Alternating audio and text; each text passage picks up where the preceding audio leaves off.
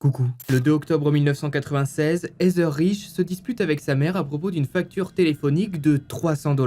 Le lendemain matin, elle n'est plus dans sa chambre et a disparu. Ce début d'affaire qui ressemble à une simple fugue va pourtant rapidement virer au cauchemar pour la famille Rich. Bienvenue pour une nouvelle HVF.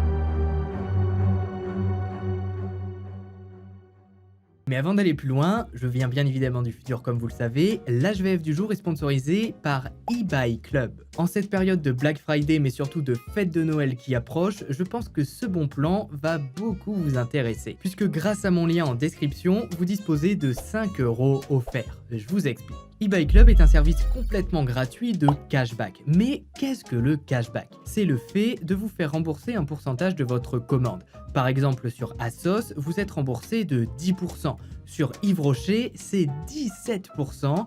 Histoire d'or, 6%. Donc plutôt que de payer vos cadeaux Noël plein pot, profitez d'eBay Club pour vous en faire rembourser une partie. C'est tout bénef et dès 10 € de cagnotte, vous pouvez retirer l'argent gagné par virement, par PayPal, par carte cadeau Fnac ou Amazon. Je rappelle que mon lien donne déjà 5 €. eBay Club propose également une extension détectant automatiquement si un code promo est disponible pour votre panier. Et petite astuce, pour gagner encore plus de cashback, vous pouvez, sur eBay Club, acheter une carte cadeau pour le site de votre choix qui va vous donner du cashback. Et cette carte cadeau, vous pouvez l'utiliser sur le site choisi qui va vous donner au moment de l'achat encore une fois du cashback. Donc ça se cumule et ça permet donc à tout moment d'économiser de l'argent. Mon lien en description vous offre donc 5 € sur votre cagnotte eBay Club, n'hésitez pas à l'utiliser. Salut à tous, c'est Max Guys. Aujourd'hui on se retrouve pour une nouvelle histoire à la fois vraie et flippante dans laquelle on va parler du cas d'Heather Rich. C'est une affaire résolue qui a beaucoup choqué l'Amérique en 1996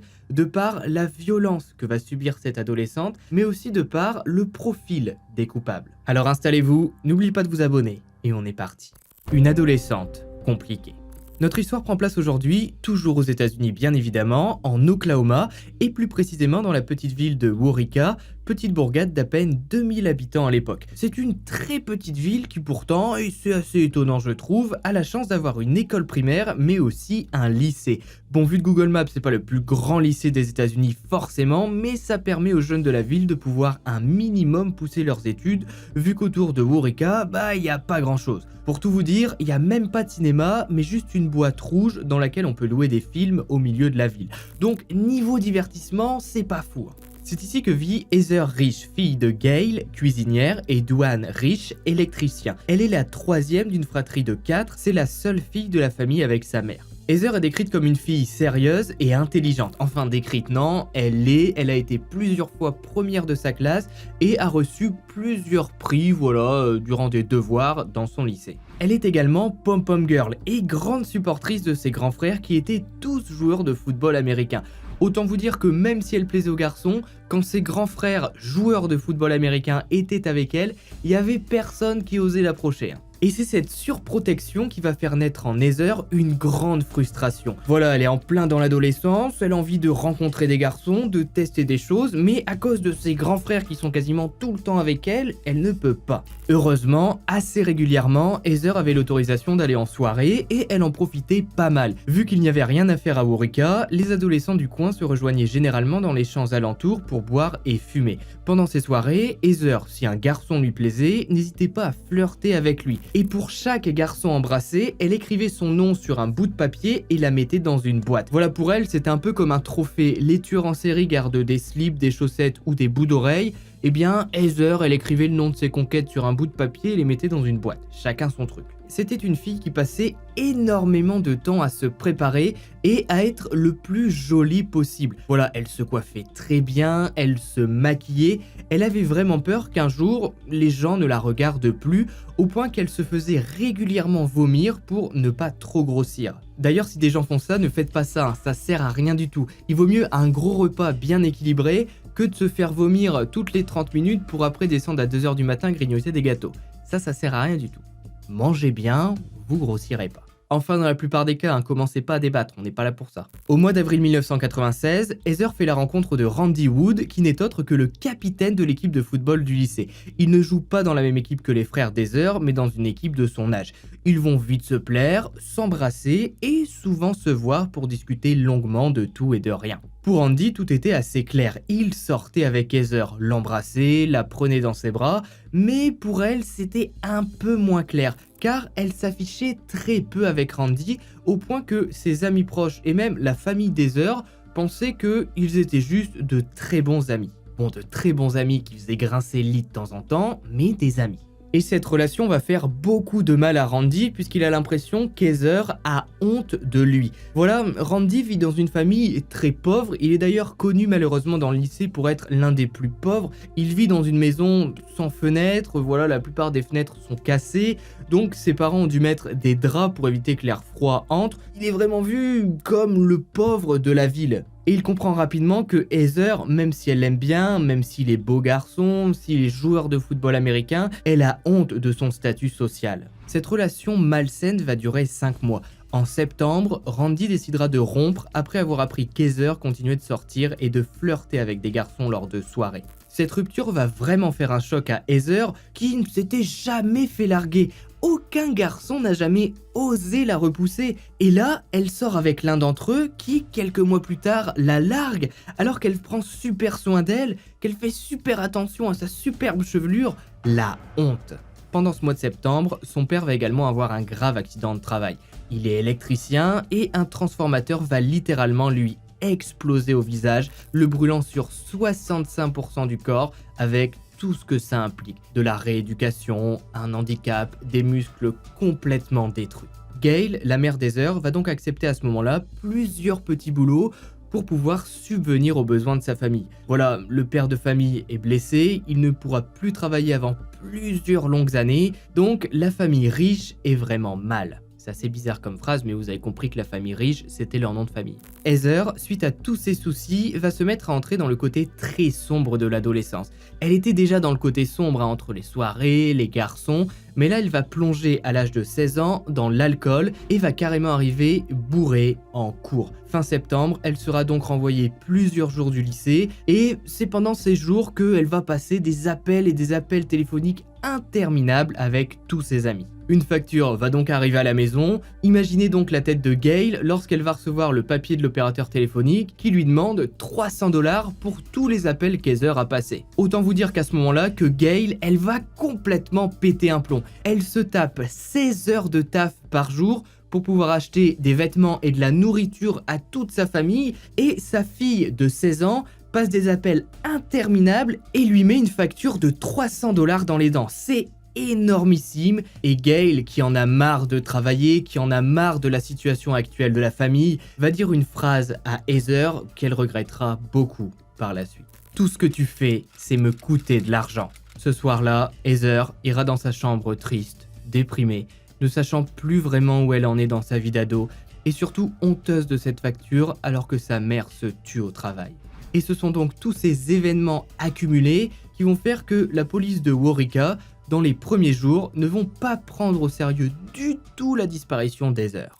Une disparition flippante. Le lendemain matin, voyant que sa fille ne se lève pas pour partir au lycée, Gail décide de monter dans sa chambre. Elle ouvre la porte et se rend compte qu'Heather n'est pas du tout dans son lit. Gail comprend tout de suite que ce n'est pas normal. Il est 7 h du matin, sa fille n'est pas là et elle ne serait pas partie au lycée en pleine nuit pour le plaisir. En plus, sa fenêtre de chambre est ouverte, mais tous ses effets personnels sont là. Malgré tout, la mère va faire le tour du quartier, faire le trajet jusqu'au lycée pour voir si elle ne croise pas sa fille. Vu que voilà, elles ont eu une dispute hier, peut-être qu'Heather n'avait pas envie de voir sa mère, qu'elle est partie au petit matin par sa fenêtre et qu'elle a été à pied au lycée. Mais bien évidemment, le souci c'est que l'ado n'est nulle part. Gale et Dwan, le père de famille, qui commence peu à peu à aller mieux, parce que je rappelle qu'il s'est quand même pris une explosion de transformateur électrique dans la tronche, eh bien voilà, les parents vont se rendre dans le bureau du shérif. C'est très cliché, Waurika, petite ville de 2000 habitants gérée par un shérif, mais c'est comme ça. Le souci, et vous l'avez déjà deviné depuis le début de la vidéo sûrement, c'est que le shérif va dire que Heather a sûrement simplement fugué. Voilà, en accumulant la dispute, le fait qu'elle se soit fait larguer récemment, bon, elle a pu en avoir marre et reviendra peut-être dans quelques jours. Pour une fois, je dois vous l'avouer, je suis plutôt d'accord avec le shérif. Je veux dire, lorsque Gale se présente, elle explique qu'elle s'est disputée avec sa fille le soir même, que depuis elle n'a plus beaucoup d'amis, que son père a eu un accident de travail, qu'elle est arrivée alcoolisée au lycée.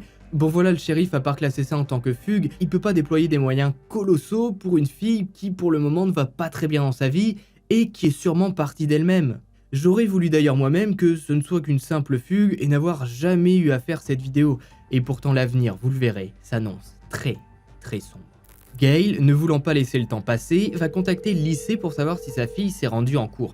Bien sûr, Heather est absente, mais dans la liste des absents de sa classe, il y a également Randy, son ex-petite amie. Il va donc être contacté par la mère d'Heather qui va lui demander s'il sait où est sa fille.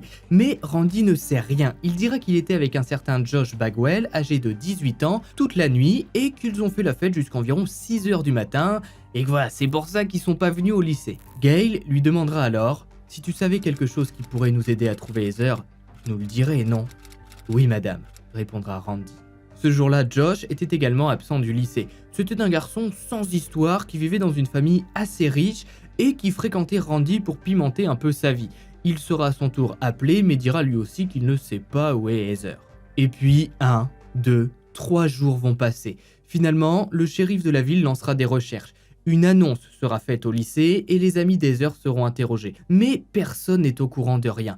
Pour eux, ils sont formels. Elle n'a pas fugué. Ils connaissaient très bien Heather. Ils savaient très bien qu'elle adorait prendre soin d'elle. Donc, même si elle avait fugué, ça aurait été une journée, pas plus. Elle serait rapidement rentrée chez elle prendre une douche et se coiffer. Les riches vont donc engager un détective privé qui va avoir pour but de retrouver leur fille. Sauf que ce détective privé ne trouvera rien et au lieu de retrouver Heather, il va déceler un important trafic de drogue dans la ville de Waurika. Voilà, même s'il a échoué à sa mission, il décèle un petit trafic, il prend une petite récompense du shérif et il s'en va.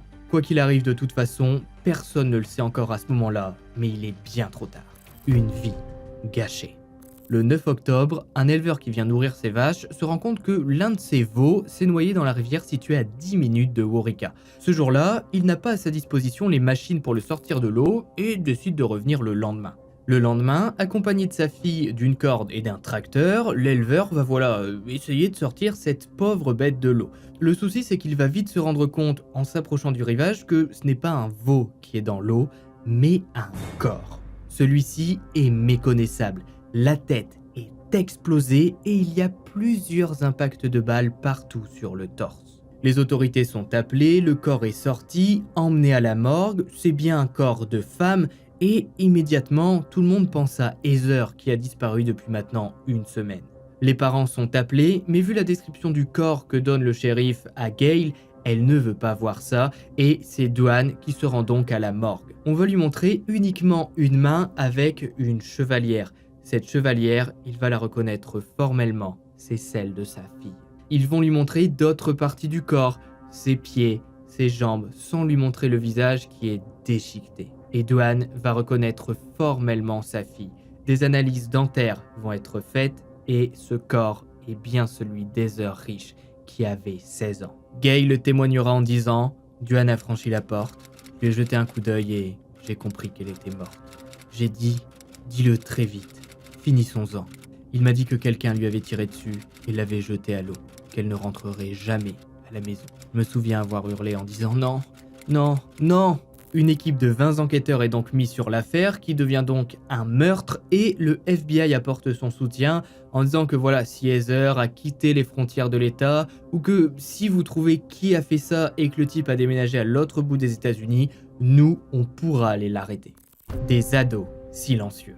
L'enquête menée par la police de Waurika va être très compliquée. C'est une petite ville, la plupart des jeunes se connaissent et personne ne veut parler aux enquêteurs de peur d'être pris pour une balance. L'hypothèse suivie à ce moment-là est qu'Heather, cette nuit-là, est sortie par sa fenêtre, elle a rejoint quelqu'un qui par la suite lui a fait du mal. Il faut donc réussir à identifier ce quelqu'un et l'interroger. Les jeunes du lycée ne vont pas vouloir parler, sauf les amis très proches d'Heather qui étaient pom-pom girl avec elle. Elles vont expliquer aux enquêteurs que dernièrement elle était très proche de Josh Bagwell et que ce soir-là, si elle est vraiment sortie d'elle-même, elle l'a forcément retrouvé quelque part puisque Josh l'avait impressionné avec son argent et la nouvelle voiture que ses parents lui avaient payée, une belle Dodge Steels blanche, donc elle flirtait pas mal avec lui. Josh est interrogé, mais il explique, comme l'a dit Randy à la mère d'Heather le jour de sa disparition, qu'il a passé toute la nuit avec Randy dans une caravane garée dans sa cour appartenant à ses parents. Ils ont bu et ils se sont endormis vers 6h. Ils n'ont rien à voir concernant le meurtre d'Heather. Finalement, les enquêteurs vont laisser les ados tranquilles et ils vont se concentrer sur les munitions qui ont été utilisées pour tuer Heather. Ce sont effectivement des munitions de carabine Winchester et il n'y a qu'un seul magasin à Waurika qui en vend. Donc avec un peu de chance, si le meurtrier en a acheté assez récemment, eh bien voilà, le vendeur sera en mesure de donner une liste et tous les gens de cette liste pourront être interrogés. Eh bien on va découvrir que quelques jours avant le meurtre d'Heather, une seule personne à Waurika est venue acheter des balles de chevrotine. Les enquêteurs vont donc montrer plusieurs photos au vendeur pour qu'il tente d'identifier cette personne. Et il va pointer du doigt Josh. Le problème c'est que Josh n'a pas de carabine, il ne possède pas d'armes et son père n'a pas de Winchester. Interrogé de nouveau, il va une fois de plus nier son implication dans le meurtre d'Heather et garder le silence quant à l'achat des balles. Les enquêteurs vont donc se renseigner un peu mieux sur lui et apprendre qu'il est ami avec Curtis Gambill qui a 19 ans. C'est d'ailleurs l'un de ses seuls amis avec Randy et le souci c'est que Curtis n'est pas une lumière. Il est connu pour présenter des traits sadiques et il a déjà fait plusieurs séjours en hôpital psychiatrique. Si on veut aller un peu plus loin et commencer une première hypothèse, il se peut que Josh ait acheté ses balles de carabine pour Curtis, voilà, pour qu'il puisse, je sais pas moi, s'entraîner à tirer, parce que Curtis, étant donné qu'il a déjà été en hôpital psychiatrique, il est fiché et donc il ne peut pas acheter d'armes ni de balles pour le moment. Surtout qu'en plus Curtis il est quand même vachement taré et qu'il vaut mieux pas lui donner une carabine parce que de temps en temps il s'amuse à tirer sur du bétail. Curtis est interrogé, il passe sur le fameux détecteur de mensonges et il va complètement, mais alors complètement foiré. Il explique que ok, le soir de la disparition d'Heather, il était avec Josh et Randy, mais qu'il n'a pas vu Heather et qu'il ne sait rien. Et pour prouver qu'il n'a rien à voir là-dedans, il accepte que les enquêteurs fassent un test balistique sur sa carabine Winchester, qui est donc potentiellement l'arme qui a tué Heather. Enfin, je dis ça, mais les armes, c'est pas dangereux. Hein. Ce qui est dangereux, c'est le type qui est derrière l'arme. Une arme toute seule posée au milieu d'une pièce, elle va tuer personne. L'arme est donc analysée, voilà, on fait quelques tirs, on observe les balles, on regarde les impacts par rapport à ceux retrouvés sur le corps d'Heather, et au bout de quelques heures, les experts rendent leur verdict. La carabine Winchester de Curtis est celle qui a été utilisée pour tuer Heather, pour lui défigurer le visage et pour lui tirer des balles dans le torse. La nuit du meurtre. Face au résultat, Curtis va donner sa version des faits. Attention, hein, c'est sa version des faits. Par la suite, Josh et Randy seront interrogés et vous allez voir que eux aussi ont des choses très intéressantes à dire. Il explique que ce soir-là, Heather les a rejoints dans la caravane de Josh alors qu'il était en train de boire. Josh a demandé à Randy et Curtis de partir et de revenir d'ici 1 heure ou 2. C'est ce qu'ils ont fait. En attendant, Josh a bu avec Heather et a couché avec. Lorsqu'ils reviennent à la caravane, Randy et Curtis entrent sans toquer et ils découvrent Josh et Heather à moitié nus et surtout très alcoolisés. Heather est tellement alcoolisée qu'elle va commencer à se déhancher devant les garçons, à les déshabiller peu à peu et en quelques minutes, Randy et Curtis se retrouvent à leur tour à moitié nus. Heather est très tactile et tout le monde va un peu se prendre au jeu. Ils sont tous à ce moment-là dans la caravane à moitié nus. C'est pas pour jouer aux cartes. Pendant cette scène, Heather ayant tellement bu va s'évanouir, ce qui ne va pas empêcher les 3 garçons de continuer à la toucher. Elle va se réveiller, pleurer, crier et s'évanouir de nouveau. À ce moment-là, Randy va en profiter pour faire peur à tout le monde. Il va dire, selon Curtis, si on la laisse en vie, elle va aller se plaindre et faire croire qu'on l'a agressée. Tuons-la. Curtis et Josh vont être d'accord avec Randy. Ils vont mettre Heather dans une camionnette, rouler jusque la rivière, l'abattre et la jeter à l'eau.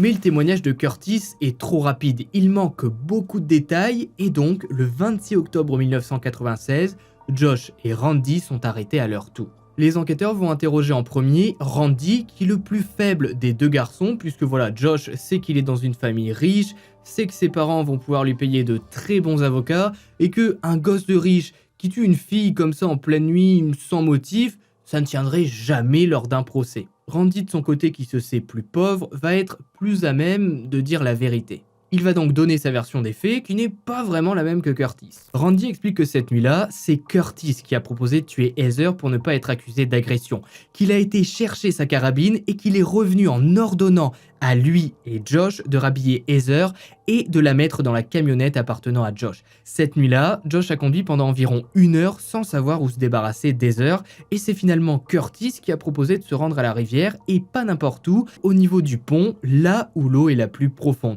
Il connaît bien l'endroit puisqu'il va souvent pêcher là-bas avec sa mère. Donc voilà, jusque là ça se tient, Curtis connaît l'endroit, c'est que c'est à cet endroit-là que la rivière est la plus profonde et que c'est donc ici le mieux pour jeter Heather. Une fois sur le pont, Curtis et Josh ont descendu Heather de la camionnette. Randy quant à lui est resté dans la camionnette pour ne pas voir ce qui allait se passer. Curtis a armé sa carabine et a fait feu dans le visage d'Heather. Il a ensuite vidé le reste de son chargeur dans son torse. Lui et Josh ont jeté Heather par-dessus le pont dans la rivière. Les 3 garçons avant de repartir ont tenté de camoufler le sang avec de la poussière et un peu de sable, mais ça n'a pas vraiment fonctionné. Après les aveux de Curtis et ceux de Randy, c'est au tour de Josh d'être interrogé. Mais comme prévu, lors de son interrogatoire, il sera accompagné de très bons avocats payés par sa famille. Il dira uniquement que oui, ce soir-là il était avec Curtis et Randy, mais qu'il n'a pas du tout tué Heather, qu'à la base ils l'ont mise dans la camionnette pour la ramener chez elle, mais que Curtis et Randy avaient déjà prévu de la tuer. Ils l'ont forcé à aller vers la rivière. Il ne savait pas pourquoi. Il s'est garé et descendu de la camionnette pour uriner et c'est là qu'il a entendu Curtis et Randy en train de tuer Heather. Il va rester sur cette position jusqu'au procès. Un procès difficile. Le procès va avoir lieu 2 ans après l'affaire, le temps que les enquêteurs réussissent à convaincre le juge en charge de l'enquête que ces 3 jeunes peuvent être jugés, sur base de leur simple témoignage. Josh, qui n'a rien avoué, va avoir une défense vraiment agressive. Il a de très bons avocats qui vont clairement décrire Heather comme une ivrogne, comme une fille facile qui sortait de chez elle le soir, à son jeune âge, pour chauffer les garçons. Ils vont attaquer les parents d'Heather en leur disant « Vous décrivez votre fille comme parfaite, mais elle ne l'était pas. Elle buvait, sortait le soir, fréquentait des garçons, ce n'est pas ce que j'appelle une fille parfaite », diront les avocats, droit dans les yeux des parents qui viennent de perdre leur fille. Les parents de Josh étaient tellement sûrs du fait qu'il allait être déclaré innocent qu'il avait préparé après le jugement des ballons et des confettis à la sortie de la salle d'audience. Josh dit que voilà, il n'a rien à voir là-dedans. Et en effet, le procès s'annonce difficile. Comment juger un ado qui n'avoue rien ? C'est Randy qui va tout faire basculer. En effet, les enquêteurs n'avaient aucune preuve contre Josh.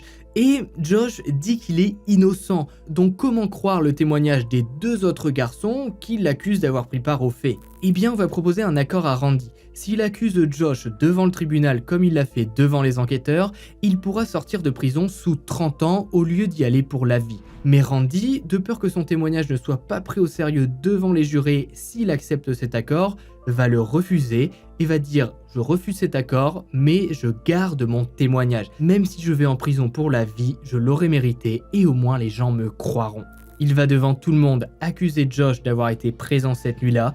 Il racontera son scénario d'une voix calme et posée, racontant ce qu'il s'est passé. Heather alcoolisée, la caravane, le fusil, la camionnette, le pont et Curtis qui fait feu.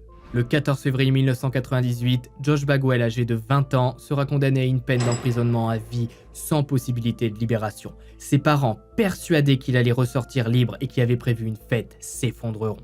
Randy, quant à lui, même s'il a refusé l'accord, sera condamné à de la prison à vie, mais avec une possibilité de libération après 30 ans. Curtis, de son côté, acceptera de plaider coupable pour meurtre en échange d'une peine de prison à vie plutôt que la peine de mort. Il sera libérable sous condition après 38 ans de prison. Dans le trio meurtrier, il y en a donc 2 qui seront libérables dans plusieurs années. Mais l'histoire ne s'arrête pas là. en 2002, Josh et Curtis, qui étaient dans la même prison, ont eu la superbe idée de s'évader. Ils ont passé 9 jours en fuite et ont pris en otage des gens dans une station-service avant de se rendre. Pas super intelligent.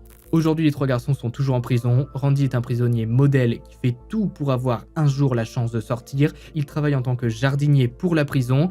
Il a épousé une femme en 2016 et déclarera lors d'une interview « Il n'y a pas un jour où je ne pense pas à elle. Heather est la première chose à laquelle je pense le matin et la dernière chose la nuit. Je me punis plus que tout dans cette prison. » Gail et Dwan, les parents d'Heather, ont quant à eux divorcé par la suite. Leur relation, leur maison, la vie à Eureka leur rappelait beaucoup trop Heather et ils ont malheureusement préféré tout recommencer chacun de leur côté. Ce qu'il s'est vraiment passé exactement la nuit du meurtre d'Heather n'a donc jamais pu réellement être établi, étant donné que les 3 garçons ne disent pas la même chose. De mon point de vue, je pense que Randy était entre guillemets l'un des plus gentils, et je pense que son témoignage s'approche vraiment grandement de la réalité. Curtis a pris un fusil, il a réussi à convaincre Josh qu'Heather allait l'accuser d'agression vu qu'elle avait trop bu, et Randy, poussé par l'effet de groupe et par peur, a suivi. Tristement, c'est ainsi que se termine l'histoire d'Heather Rich, assassinée à l'âge de 20 ans. Si vous avez regardé la vidéo jusqu'au bout, mettez Rivière en commentaire. J'espère que celle-ci vous aura plu. N'oubliez pas de pouce bleu, de vous abonner et d'activer la cloche des notifications. Venir me suivre sur Twitter et Instagram, j'y suis très actif concernant la sortie des HVF. Nous on se retrouve vendredi prochain à 18 h pour une nouvelle histoire à la fois vraie et flippante. C'était Max Guys, et puis bye.